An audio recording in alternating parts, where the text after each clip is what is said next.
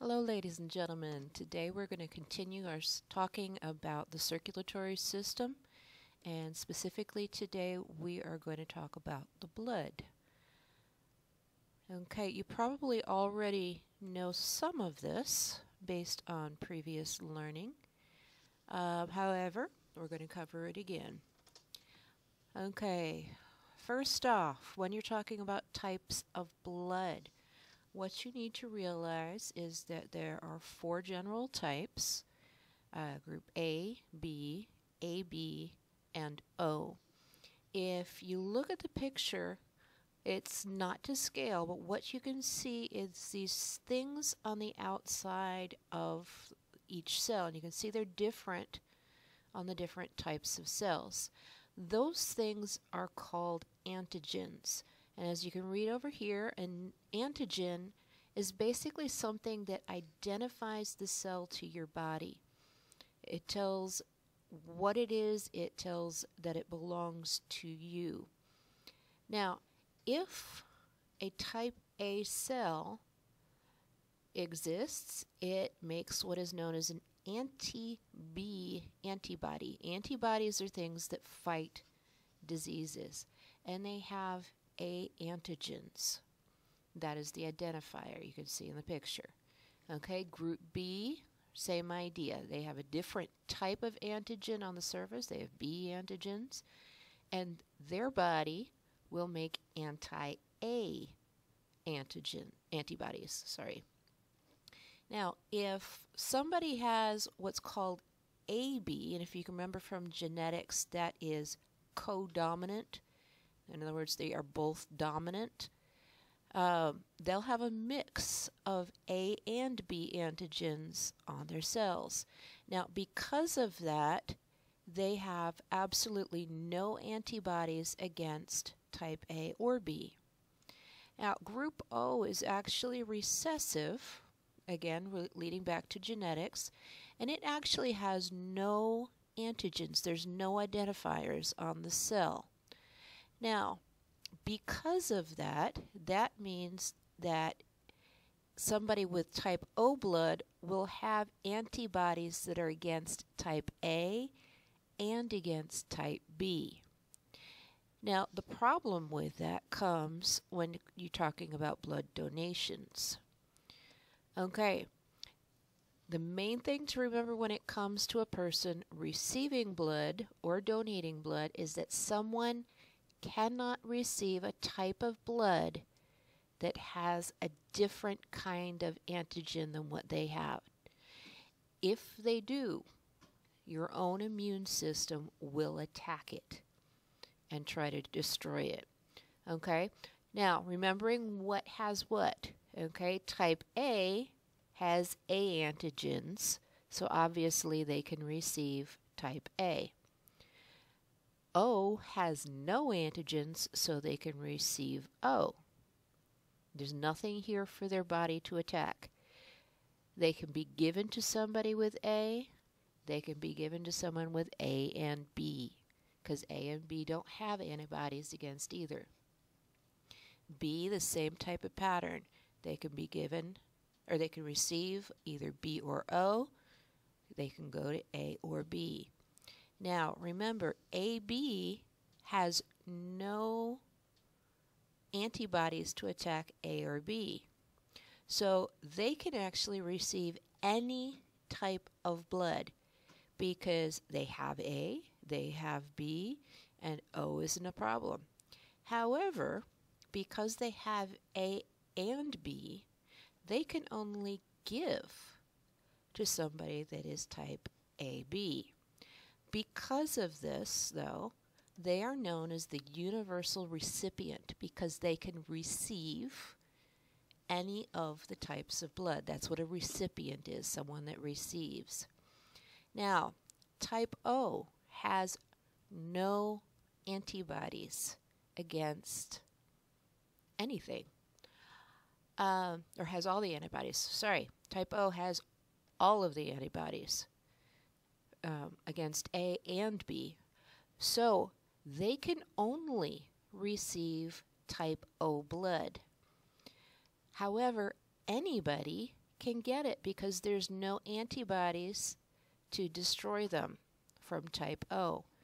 Because of that, type O is known as the universal donor, meaning that anybody can receive it. Okay? So, AB, their body will not attack any type, but they can only be given to AB. Type O can only receive O. And the O really just means zero, as in there's no antibodies or no antigens. Okay? Getting my words confused here. Don't do the same. Okay? Type O, no antigens. None of those name tags on the surface, which means they can be given to anybody, and they're the universal donor. Now, you've probably heard about positive and negative. Okay, the positive and negative actually is another antigen on the surface besides just the A and the B. This is known as the Rh factor. It gets that name because it comes from a rhesus monkey, which you can see is spelled with an R and an H. That's what it was first identified in. Now, basically, you either have it or you don't have it. Okay, if you have it, that means that you have the identifiers for it. Okay, that means you can either receive positive or you could receive negative as long as it's the right type. So, if you remember, O is the universal donor, O negative actually can be given to anyone in the world. However, you can see, looking at how frequent it is, it's actually very uncommon. Out of the negatives, it's more common, but it's still very uncommon. If you have type O negative blood, they're going to want you at the doctor's office donating blood. Okay? But you can see the different percentages. Type A and type O positive, both being the most common, and then AB negative is actually the least common. At some point in your life, it doesn't hurt to find out what your blood type is, because there are reasons for knowing. It does not take much. It's just literally a prick of the skin and a quick little test. Used to be able to do it in school, but then they all got freaked out about germs and diseases, and they said, no more doing that in school. So I found out in school, you're going to have to find out in a doctor's office. Probably not the worst idea, though. Okay, so the type of blood that you would be identifying would be both by the letter, identifying if you have A or B antigens or no antigens, and then positive or negative for the Rh factor and those antigens. Okay, now the problem being is if you get the wrong kind of blood. It's a big problem. What ends up happening is you have something called agglutination.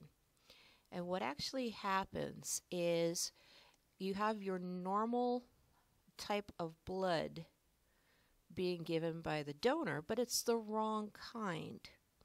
Let's say that this type B here is given to a type A recipient. When somebody receives the wrong type of blood, their antibodies will attack it and attach onto it. That process is agglutination. It causes the blood to clump together. And what ends up happening is you end up with blood clots, and it can cause heart attacks, strokes, and things like that that are potentially life-threatening. You also have the case where the blood actually starts breaking because it's so clumped together, and you have the pressure of the blood trying to move through the system. Now, it's pretty easy to tell if blood has become agglutinated. If you see these pictures right here, they test with the serum of the antibodies So if you see agglutination, that means that you are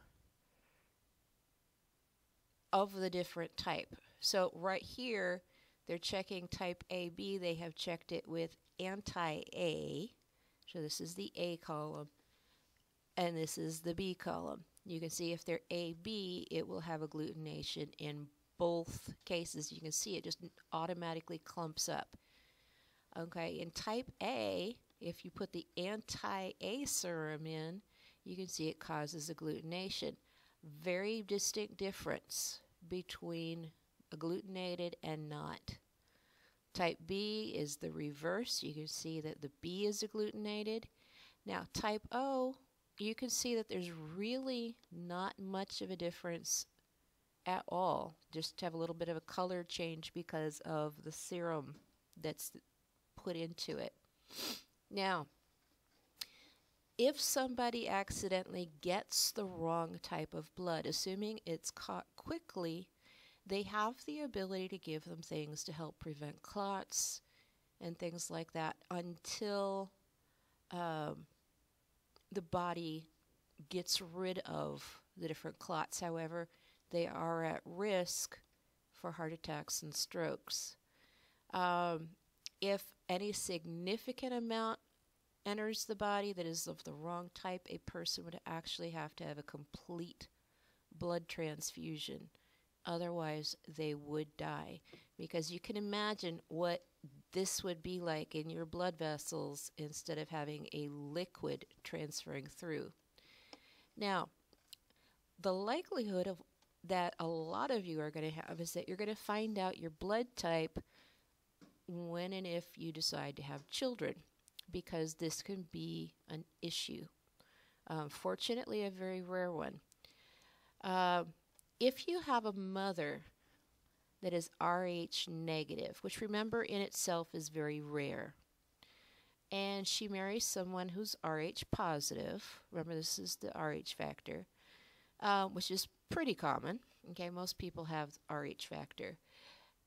It's very likely that the baby's going to have positive or be Rh positive. They're going to have the Rh factor. Now, during pregnancy, it's not likely that anything's going to go wrong. However, if you look at this, you have this issue during childbirth that can happen. It fortunately doesn't happen a lot, but it can happen. And what happens is because of the placenta separating away from the mother's uterus, you can actually have a small amount of the baby's Rh positive blood enter the mother's bloodstream. Now, because her immune system works, her body, being Rh negative, would attack the positive and make the antibodies for it. Now, she's going to be fine, baby's going to be fine, no big deal. However, if she gets pregnant again and the baby is Rh positive, the problem is that her body has already made these antibodies to destroy Rh positive blood cells. So if she gets pregnant again, the antibodies can travel from her to the baby when the baby is still inside and actually kill the baby, causing the baby's blood to agglutinate. Now, fortunately, we have learned about this, and there's a relatively simple fix in that early on, when they do all the blood work and everything for somebody for pregnancy, one of the things they check is this situation. And what ends up happening is instead of having the mother give natural birth, they usually will do a cesarean section, a C-section, so that the baby's blood does not mix. But they do have to be very careful, and it still is at risk, because there's no way to guarantee that the baby would be okay. or at least the second baby would be okay. Um, I wouldn't stress about it. The likelihood of you being RH negative is pretty low, but you will find out when you're pregnant. Um, if you have any questions about the blood or blood types that we did not address between all of these different sections, make sure you ask and don't forget to do your homework. Talk to you later.